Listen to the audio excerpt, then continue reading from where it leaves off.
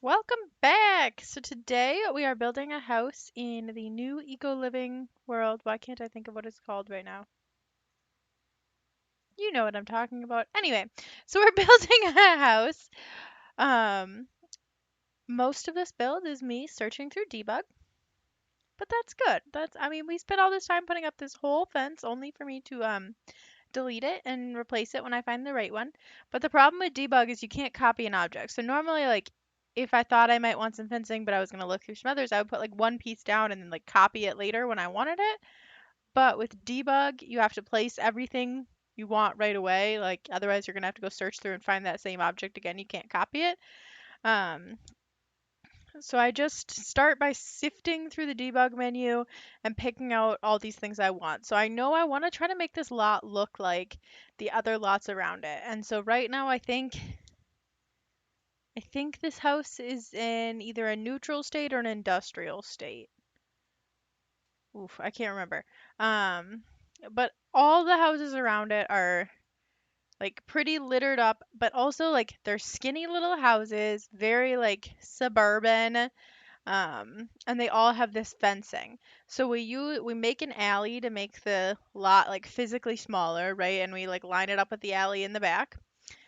We put some of these like broken down cars out here. I don't end up at parking any cars on this alley because I don't know. I didn't want to, I guess is the real story. But lots and lots and lots of debug landscaping. So this house comes out to like I think like 35,000 simoleons. So it's not a starter house, but it's not unrealistic either. Like I don't know. I feel like if you started as a single sim and then by the time you like wanted to get married and like move in and have like a single family home, like you'd probably have the funds for this already. So basically, I do a lot of looking at the houses around it. Um, and just try to make this lot fit in with the neighborhood because I think that was a big problem with this house to begin with is that this is the house that then has like this huge yard and like a whole bunch of green space and it doesn't quite fit the way it should. Um, oh, I do park one car on it. So we just do a lot of work here trying to make this house fit in, but still be like a fun house to play in, right? So here I am filtering through even more debug. I knew this was going to be so much debug. I thought about cropping some of this out, but here we are. So mostly I use debug from base game and eco living. There's some other stuff, but for the most part, I mean, like this is going in my perfect save file. So I try to incorporate all the packs and I definitely do that in the actual build of the house. But as far as the debug items go, I wanted it to match the world. And it seems like, I mean, like obviously they only used eco living and base game because that's what they do here. So I'm just filtering through a lot of that menu. I'm making some grass grow up through some of like the trash, make it look like it's been this way for a while. I think we're gonna finally start building here. I'm very excited. Okay, so then I decided to put in a little driveway because the house next door has a driveway, and I just still felt like this lot looks too big. Um, because I wanted it to be like a little house. Like I just wanted it to match. And I don't think that's too much to ask for. Like I like little lots, but this actually worked out pretty well and I'm glad. Like I mean, it makes the lot look much smaller because you assume the fence line is the lot. And then the driveway eats up a lot of the other green space. So, and I like that the piece of the green space that's still showing is that kind of like rocky terrain. So we end up leaving that. And then here we are placing some debug shrubs just because all the other houses have shrubs lining their fence. And I debated doing some shrubs along the front of the yard, but I wanted them to match and be debug, and there wasn't debug ones that were like shorter. And so it was going to block off the driveway and such. I actually really like that debug bush too that I ended up deleting, but here we are. I'm drinking the most giant iced tea right now. It's so yummy. So we're making a little pathway. I struggled a little bit with this floor tiles. Oop, I hit the M key. Um, because the floor tiles are like when you put four like game tiles down, it makes like that one square, and so it's a little finicky, but I do like it. I don't know. I like that touch. I think it that detail looks pretty good. So now we're going to add a roof. This is like literally the dumbest way of doing this, but this is how we got here. So I followed the roof line of a lot of the other houses. We changed the roof texture because that's what you gotta do. Honestly, the outside is so boring because we make it beige, but making it anything else just felt like it wouldn't fit. And then we add the brick because although the houses around it aren't up on a foundation, they do have that brick, and so I thought that was a nice way to incorporate that. And then we get to use brick staircases, and I don't know, I really do like this build. I think it came out so cute. Like the whole lot, it just fits so much better. And I get that EA can't like clutter up their builds the way that I have. Like having all this stuff on this lot could definitely clutter this up if you're like running this on an older computer, but I don't know. It runs beautifully for me, and because it's still like a smaller house, we don't end up with that much clutter inside, which helps us. For a while, I was thinking I was gonna make this a starter house, which is why I like deleted some floor tiles under the stairs and like, was trying to be economical about the whole situation, but it didn't happen. I wanted to decorate it the way I wanted to decorate it, so I made the walls short so that it wouldn't look like the tallest house ever. We use this debug chimney, which I think looks so cute. And then I noticed all the other houses have trash cans up by the curb, so we put some trash cans up by the curb. I sort through even more debug looking for some trash to pile up. I'm not sure if when you play, I think because this is all on your lot, like you would have to rebuild this when the world goes into like a better state, right? Like if it went into like an eco state or whatever. Um, you'd be in, I think all of the stuff on your lot would stay like messy, and so you'd have to clean it up, but it wouldn't be too hard to go through and like delete those trash items and replace it with like some plants or something fun. Even another house. You could totally fit two of these houses on this lot, but I just decided to match the alley instead. So I decided to put a sliding door right here because it just seems so realistic. Like, how many suburban houses do you know that don't have a sliding glass door? Not very many. So here we are. I struggled with this floor plan. I end up deleting the whole thing and trying again. Yeah, so here I am deleting the whole thing. And we move the stairs back. So this house ends up being 2 beds, 2.5, or 1.5 baths technically. But in The Sims, you can't have a half bath. So it's 2 beds, 2 bath in The Sims. But the downstairs bathroom doesn't have a shower or tub. It's just a sink and a toilet. And I did not put laundry in this house, but you definitely could. You could make the downstairs bathroom into a laundry room. Here I am just plopping some items down so I remember what I want to do. Even the layout here, I kind of struggled. I ended up putting the kitchen in this back corner, which I do think suits it. It's a very, like, I don't want to say cookie cutter house, but it is very, like, neutral inside. Like, I feel like the taste in here would suit a lot of different Sims. Like, I don't know. It's very plain, but I do think it comes out pretty. I like it. It's very clean looking, I guess, maybe is what I would say. I can't remember if I keep this island. I don't think I do. I think I filmed this a couple days ago because that's the way I function. But I think I get rid of this island and put in a dining table instead.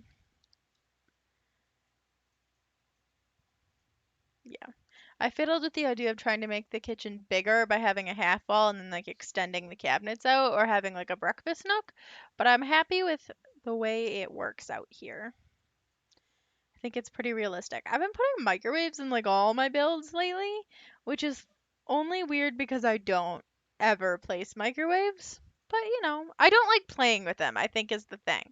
Like I find them useless. Your Sims always gets that like negative moodlet from eating stuff that came from a microwave, and that's inconvenient to me. And also unrealistic. You know what? I think a lot of us like food that comes from a microwave. For example, microwave burritos. Delicious. Wonderful. Wow. I was going to have a feature wall, but again, we went much more clean, refined, bright whites, some neutral, like some blue tones. And we use lots of eco living stuff. I use these lights from Parenthood, and I think they go with the eco living stuff so well. Like I could so see somebody who like is into making their own candles and saving the planet and whatever, making these jar lights. Like, I just love that. I didn't know what to do with this space over here, so that's when laundry day stuff comes to the rescue because they have lots of like storagey looking things, which of course are not necessary in The Sims, but they make your house look more realistic, right? Because like that space could have been empty, but we don't. I don't know. You could put a little desk over there if you needed to. Here I am trying to make a built-in, and I actually do like when people do this. Like you can make it look like your TV is a little built-in. You can have clutter up there with it. I think it looks nice, but for this build, I don't think it made sense with where the windows are and things. So I end up getting rid of that. Here are little pops of blue. Just very muted, pretty. Gonna end up using that poof that looks like a pumpkin again because lately I put it in literally every build. But mostly the reason that that happens is because those pillows from toddler stuff, I think they're from toddler stuff. It's like the stack of pillows that people can sit on. I want that but in neutral colors. And those don't come in neutral colors, so then I end up using like the pumpkin poof. And I don't think it's supposed to look like a pumpkin, but it looks like a pumpkin to me. And I end up using that all the time. And it's just so boring. Off camera, like after I had already saved and I was back in like just doing screenshots, I end up adding like a broom and some more clutter to this downstairs bathroom because it just seemed really bland. Which is kind of what I was going for. I mean, like they obviously furnished this house, but I think this is a pretty like cookie cutter house. Like this was not built for somebody, right? Like this was just built by a construction company and then sold. Like it's just very bland, but not in a bad way. I mean, like it just like it could suit anybody. I've said the same thing over and over. It's neutral, it's clean, it's easy, it's kind of boring, but it gets the job done and it's a good first house. I think that's like like your sim maybe was living in some of the apartments over in the quarry and then like they're ready to have a real house. This is maybe the one they get. So I think your sim can get to that sink, although I'm not 100% certain of that. But I wanted to have a bathtub just in case you wanted the kids' room to be a toddler's room. I make it a room for a kid. We use different colors in this one. Like I think this is the bedroom that I end up going like black, white, and green, which is a really different color scheme for me. I normally go with like purples and blues and more I easy, honestly. I normally go for easier color tones, but I really liked this black and white bed and that's what set me off. And I knew I would need a pop of color with that. So we end up going with green, which was super fun.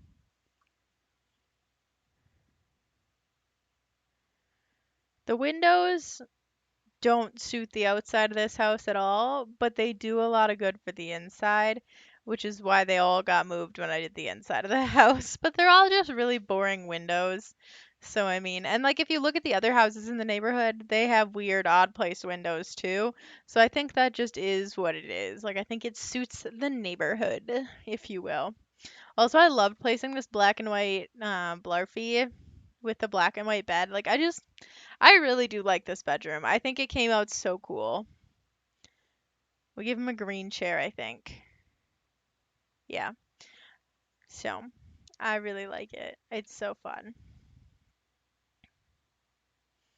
Like, and this is kind of a nice gender neutral room. Like, you could have a little boy or a little girl sim, and either one would look totally, like, at home in this room.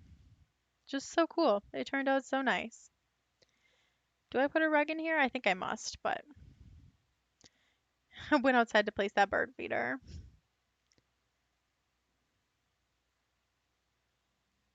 Really like it. Then we go into the parents' room, and I really, really do like the parents' room. It's it's basic, but I think in a really like relaxing, calming way. It was a weird shape because it's that long, skinny room, but we kind of make the most of it. We use that skinny dresser from a tiny living, plain bed, but we like maximize the relaxing wood tones in here, and I like that a lot. I like using a lamp instead of a side table. And then I think what I end up putting behind the bed, yeah, so I put the slatted wood that came with this pack. And I think it turns out so cool. Like it looks like it makes the bed look much more built in, and I just think it pulls this whole room together. It pulls the colors of the flooring in. It turns out so cool. And I never use this rug in this swatch, but it warms up this room. So this is pretty much this whole build. It's a little house, but it's super cute. Please enjoy the screenshots, and if you like this video, please like and subscribe.